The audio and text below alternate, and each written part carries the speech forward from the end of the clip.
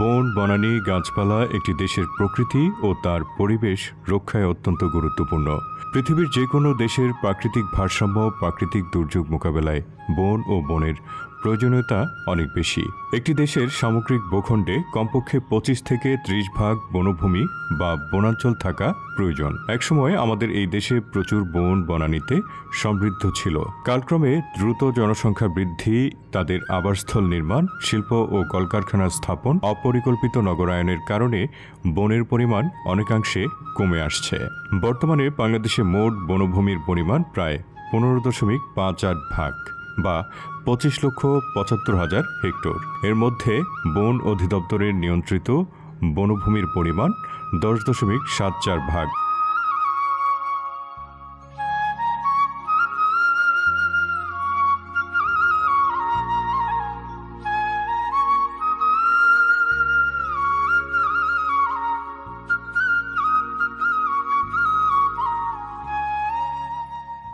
জনগণের মৌলিক চাহিদা, বাসস্থান, তাদের বেঁচে থাকার জন্য খাদ্যের উৎপাদন, এই সব কিছু মিলিয়ে এখন আমাদের যে বনাচ্ছাদনের পরিমাণ আছে তা হচ্ছে 12.1%। সুতরাং আমাদেরকে কি করতে হচ্ছে? ফরেস্ট ডিপার্টমেন্ট, বাংলাদেশ বন অধিদপ্তর এই বনাচ্ছাদন পরিমাণকে বাড়ানোর জন্য তারা যে সমস্ত আমাদের উপকূলীয় অঞ্চলে চর জেগে উঠছে, সেই চরকে আমরা বনায়নের আওতায় এনেছি। দেখা যাচ্ছে যে আমাদের উপকূলে প্রায় 2 লক্ষর উপরে আমরা বনায়ন কার্যক্রম করেছি। আমাদের বনাচ্ছাদনের চেয়েও আমাদের বৃক্ষাচ্ছাদনের দিকেও আমাদের দৃষ্টি আলোকপাত করতে হবে। এই দৃষ্টি আলোকপাত করার জন্য আমরা সমগ্র দেশের জনগোষ্ঠীকে নিয়ে, যেখানে গ্রামীণ বন প্রতিষ্ঠান, প্রান্তিক ভূমি এবং অন্যান্য যে সকল রেলওয়ের পাশ, সড়কের পাশ, সব জায়গায় আমরা গাছ লাগানোর চেষ্টা করছি এবং সবার সাথে সমন্বিতভাবে আমরা এই কার্যক্রম চালিয়ে যাচ্ছি। তাতে দেখা যাচ্ছে যে ক্রমান্বয়ে আমাদের বনাচ্ছাদনের পরিমাণ বৃদ্ধি না পেলেও আমাদের দেশে বৃক্ষাচ্ছাদনের পরিমাণ ধীরে ধীরে বৃদ্ধি পাচ্ছে, যা আমরা এখন 24% ঊর্ধ্বে আছি। আশা করছি 2030 সালের মধ্যে আমরা এই ধারাবাহিকতা যদি বজায় রাখতে পারি, তাহলে অবশ্যই আমরা বৃক্ষাচ্ছাদনের পরিমাণ 25%-এ উন্নীত করতে পারবো। আমাদের দেশে শহর ভিত্তিক বনায়নের সংখ্যা দিন দিন কমে যাচ্ছে। অতিরিক্ত জনসংখ্যার চাপ, নতুন নতুন শিল্প কলকারখানা নির্মাণ, যাতায়াতের জন্য রাস্তাঘাট নির্মাণের কারণে শহরে বৃক্ষের পরিমাণ কমছে। এক পরিসংখ্যানে দেখা যায় যে শহর ভিত্তিক এলাকায় কমপক্ষে 20 ভাগ সবুজ থাকা জরুরি, অথচ আমাদের মহানগরীগুলোতে রয়েছে মাত্র 9 ভাগ সবুজ বেষ্টনী।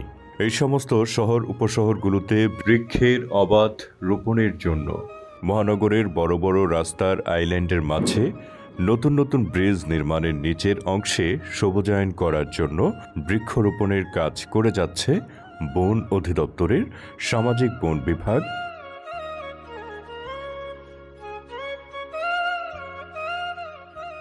ঢাকার বিভিন্ন গুরুত্বপূর্ণ রাস্তার মাঝে শোভাবর্ধনকারী গাছের চারা রোপণ করা হয়, যা আমাদের শহরের দূষিত পরিবেশকে অনেকটাই রক্ষা করে চলছে। দূষণমুক্ত বাংলাদেশ বা দূষণমুক্ত নগরী গড়ে তুলতে পারি, সেই দিকে আমরা এখন দৃষ্টিপাত করেছি। আমরা এখন বিভিন্ন সংস্থা যেমন উত্তর সিটি কর্পোরেশন, দক্ষিণ সিটি কর্পোরেশন, তারপরে পানি উন্নয়ন বোর্ড এবং সড়ক জনপথের সাথে আমরা সমঝোতা স্বাক্ষর করে, আপনারা দেখতে পাচ্ছেন যে আমরা বিভিন্ন জায়গায় ইউলুপ, তারপরে তার যে মিডিয়ান আছে সেই মিডিয়ানগুলোতে আমরা ক্রমান্বয়ে আমরা যে গাছগুলো লাগিয়ে এবং সবুজের আচ্ছাদন সৃষ্টি করে আমরা চাচ্ছি যে আমাদের ঢাকা সহ অন্যান্য যে নগরী আছে সেই নগরীকে এই দূষণ মুক্ত করার প্রচেষ্টা আমাদের অব্যাহত আছে। সুতরাং আপনারা সবাই কাজ করেন, সবাই সচেতন হন। আপনাদের আশেপাশে যে প্রান্তিক ভূমি আছে সেখানে আপনারা বনায়ন করুন। আমাদের যে কার্বনের যে সিকোয়েস্ট্রেশন সেটা বৃদ্ধিতে আপনারা সহযোগিতা করতে পারবেন। আমরা নগর বনায়ন করে যাচ্ছি, কিন্তু জনগণের যে সচেতনতার অভাব, জনগণকে বুঝাতে হবে। জনগণ নিজেই বুঝে না, আসলে সে যখন এই মিডিয়ান বা কিছু পার হচ্ছে সে গাছটাকে নষ্ট করে দিয়ে পার হচ্ছে। সুতরাং আমরা বলবো যে আমাদের যে জনগণ আছে যারা সচেতন তারাও সচেতন হন, এবং যারা সচেতন নাই তাদেরকে সচেতন করে আমাদেরকে এই নগর বনায়নকে আরো সাফল্য করে তুলতে হবে। তাহলে আমরা আশা করছি খুব তাড়াতাড়ি আমরা নগরীর যে দূষণ আছে সেই দূষণকে আমরা কমিয়ে আমরা ভবিষ্যৎ প্রজন্মের জন্য একটি সবুজ পৃথিবী রেখে যাওয়ার প্রত্যাশা করি।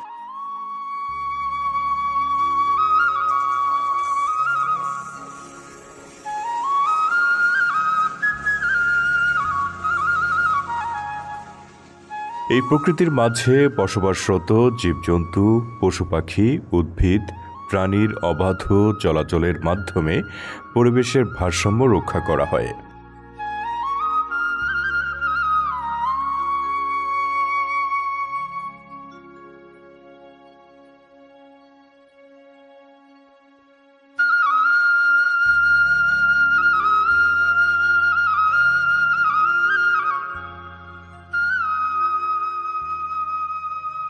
একসময় আমাদের দেশে বনের পরিমাণ ছিল বিস্তর। নানান পশু পাখি জীবজন্তুর বসবাসে মুখরিত থাকত, তা এখন আর তেমনভাবে নেই।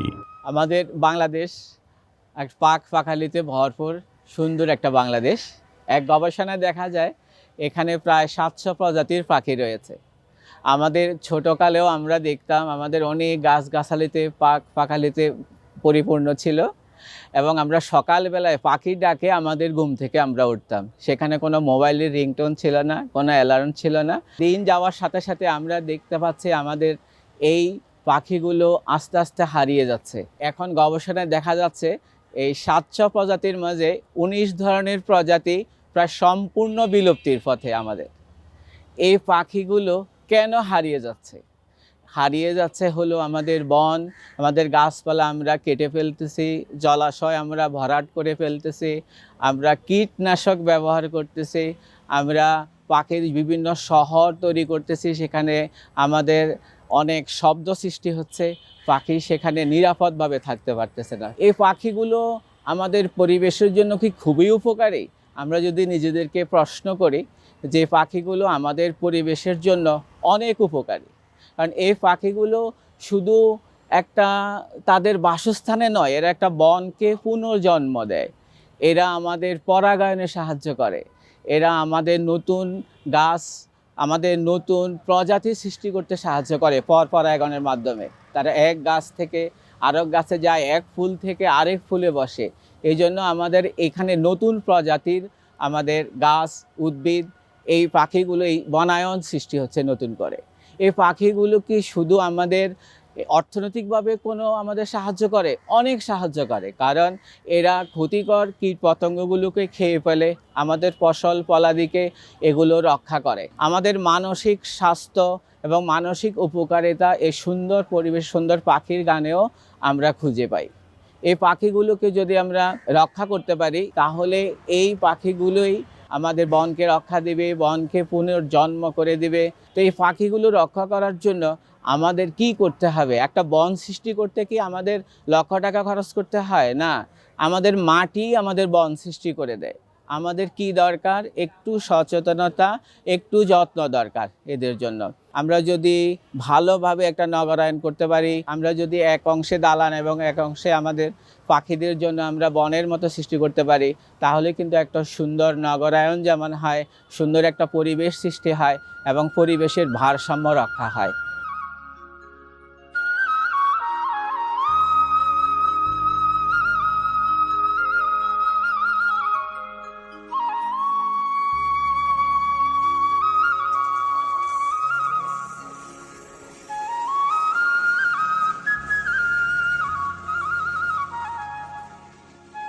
বনের পরিধি বৃদ্ধি এবং পশু পাখি জীবজন্তুর সংরক্ষণে সরকারের পাশাপাশি বিভিন্ন সেবা সংগঠন, এনজিও কর্মীগণ দেশের বিভিন্ন স্থানে পশু পাখি ও বন্য জীবজন্তুর আবাসস্থল বৃদ্ধি এবং সংরক্ষণের কাজ করে যাচ্ছে, যাতে আমাদের জীববৈচিত্র্যকে সুরক্ষিত রাখা যায়।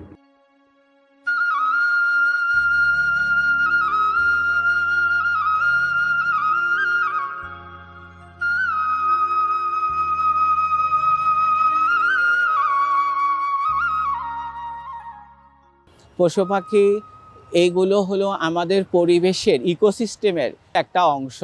আমরা জানি এই পৃথিবীতে আমাদের যে শক্তি রয়েছে, যে সম্পদ রয়েছে, এগুলো সব সময় ধ্রুব। যেখানে বাস্তবতা থাকবে না, বাস্তু সংস্থানের যেখানে ক্ষতি হবে, পাখি যেখানে ধ্বংস হবে, সেখানে মানুষেরও অনেক ধরনের ক্ষতির কারণ সৃষ্টি হবে। আবার মানুষ যখন তার সুস্থতা খুঁজে পেতে যাবে, সেখানে এই পাখিদের, এই পশু পাখিদেরও এই অভয়াশ্রম তৈরি করতে হবে। এবং হারিয়ে যাওয়া পাখিগুলো যদি বিশ্বে একমাত্র বাংলাদেশেই যদি এগুলোর প্রজাতিগুলো না থেকে বিশ্বে কোথাও প্রজাতি থাকে, সে হারিয়ে যাওয়া পাখিগুলো আবার এনে তাদেরভাবে নতুনভাবে প্রজাতি সৃষ্টি করে আমাদের এই পাখি সম্পদকে আমাদের রক্ষা করতে হবে। এখন শীতের সময় বা শীত আসন্ন, আমাদের অন্য দেশ থেকেও আমাদের দেশে অতিথি পাখিগুলো আমাদের দেশে আসে। তার মানে এখনও আমরা সম্পূর্ণ আমাদের পাখিদের আমরা অস্তিত্বতেই হয়ে পড়ে নাই। আমরা এখনও বিদেশি পাখিদেরকে আকর্ষণ করতে পারতেছি। আমরা আমাদের এই ঋতুর পরিবর্তনের কারণে এই পাখিদের যেন অভিযোজনে যেন সমস্যা না হয়, সেদিকে আমাদেরকে খুব ভালোভাবে লক্ষ্য রাখতে হবে। শুধু প্রাকৃতিক পরিবর্তনের জন্য নয়, আমাদের মনুষ্য সৃষ্টির কারণেও পাখির জন্য ফাঁদ ফেঁদে রাখে, পাখির মাংস খেতে অনেকে পছন্দ করে। এই ফাঁদ ফেঁদা এবং আমাদের মনুষ্য সৃষ্টির কারণেও অনেক পাখিরা লোকালয় চেঞ্জ করে। আমরা সবাই আমাদের পাখিদের প্রতি যত্ন নেব এবং সেই পাখির ফাঁদে ধরা বা পাখির মাংস বা পাখিকে শিকার করা থেকে ব্যক্তিগতভাবে বিরত থাকব।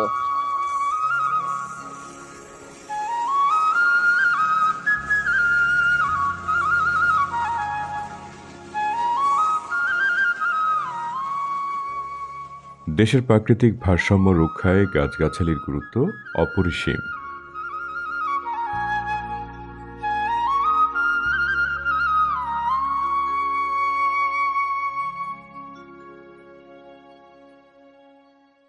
আর তার জন্য বনাঞ্চল উদ্যান অত্যন্ত প্রয়োজনীয়।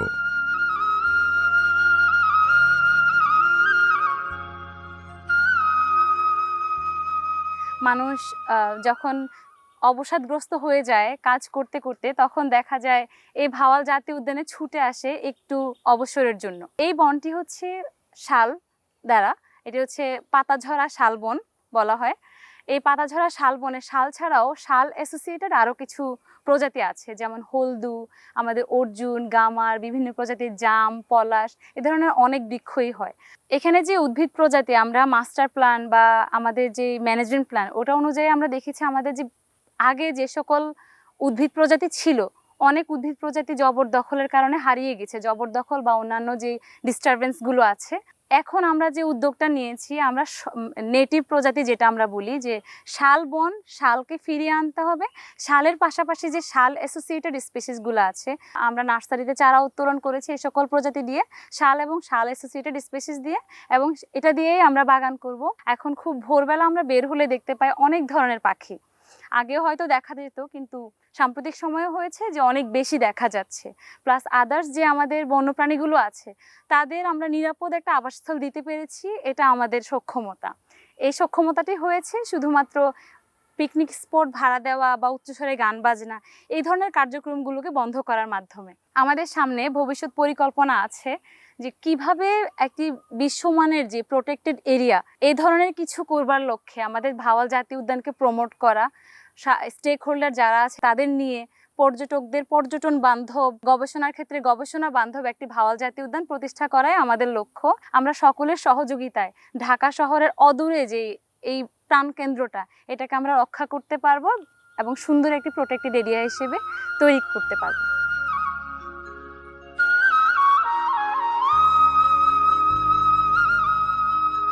নদী, নালা, খাল, বিলের দেশ এই বাংলাদেশ। একসময় চারিপাশের পরিবেশ ছিল চমৎকার। নির্মল বায়ু, নদীর মাছ, জলজ উদ্ভিদ সবকিছু মিলে কোমল পরিবেশে আবদ্ধ ছিল। বাংলাদেশের 2/3 জায়গা জলাভূমি, জলজ পরিবেশ বা জলজ প্রতিবেশ আমরা যেটাকে বলি সেটা। তো আমরা একসময় আমরা খুবই সমৃদ্ধ ছিলাম মৎস্য সম্পদে, মাছ, দেশীয় মাছ। আমরা বিভিন্ন ধরনের দেশীয় মাছ বা দেশীয় মাছের প্রজাতিতে বাংলাদেশ খুবই সমৃদ্ধ ছিল। আমরা যদি দেখি যে আমাদের মুক্ত জলাশয় যতগুলো আছে, নদ নদী খাল বিল থেকে শুরু করে আমাদের হাওর বাওর যত জলাভূমি আছে, সেগুলো আজ ক্রমান্বয়েই সংকীর্ণ হচ্ছে। এবং এগুলো সংকীর্ণ হওয়ার পাশাপাশি এগুলোতে আমরা যদি বলি যে পানি প্রবাহ কমে যাচ্ছে, এবং আমরা দেখতে পাচ্ছি যে এগুলোতে আজকে থেকে 3 দশক বা 4 দশক আগে যেই মৎস্য সম্পদের প্রাচুর্য ছিল, যেগুলো দেশীয় মাছের প্রজাতি ছিল, সেগুলো আজ অনেকগুলোই আমরা দেখতে পাচ্ছি না, নেই বললেই চলে। জলজ প্রতিবেশ, ওয়েটল্যান্ড ইকোসিস্টেম যেটাকে আমরা বলি, সেটা যদি না থাকে, বাংলাদেশ একটা সম্পদকে হারাচ্ছে, সেটা হলো আমাদের দেশীয় মাছের প্রজাতিসমূহ। আমাদের যে মুক্ত জলাশয় যেগুলো ছিল, নদ নদী হাওর বাওর খাল বিল জলাশয়গুলোকে আমরা বিভিন্ন জায়গায় ভরাট করেছি। আবার শিল্প দূষণ এসে অনেকগুলো নদ নদীকে ধ্বংস করেছে। শিল্প প্রতিষ্ঠানগুলোকেও অবশ্যই তাদের বর্জ্য পরিশোধন করে নদ নদীতে খাল বিলে ফেলতে হবে।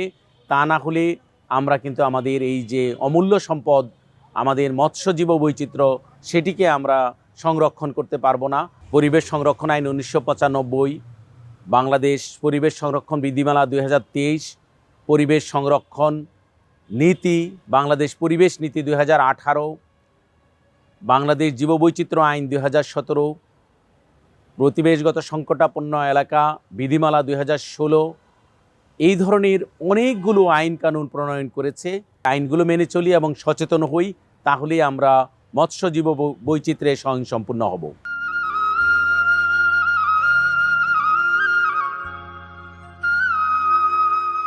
আসুন আমরা আমাদের প্রকৃতি ও পরিবেশকে বাঁচাতে এবং সুরক্ষিত রাখতে বৃক্ষের পরিধি বৃদ্ধি করি।